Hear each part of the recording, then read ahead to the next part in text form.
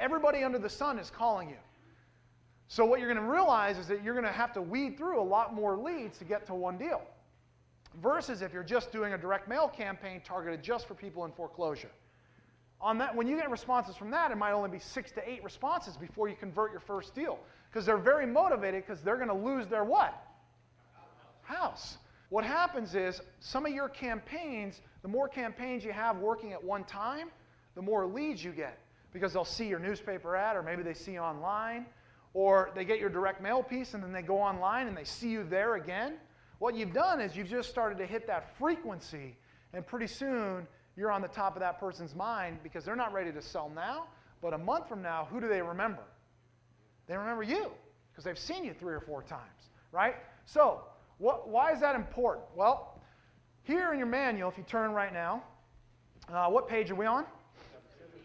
17, we're talking a little bit about picking a logo and a color scheme. Some people are like, why the hell is he going over this? Well, if you use the same color scheme, if you have a logo that's memorable, what it does is it's just one small thing that can increase your response rates. When you do marketing, I know the projectors, because we've got a lot of natural light in here, some of the colors are faded. But when you use marketing, like I'll give you an example. I know it's hard to see, but we try to use the same central colors in all of our marketing pieces so that they start to make an impression in an area. And what happens is somebody might see your van, they might see your sign, they might see one of your direct mail pieces or a flyer campaign or an insert, and they all look the same.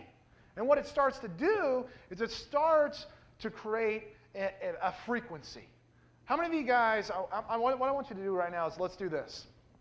I'd like you to take out your pen or whatever you got, crayon, highlighter, whatever you got. I want you to write down the name of an insurance company. Write it down. Write down the name of the first insurance company that pops up into your head. Write it down. Write it down. Quick.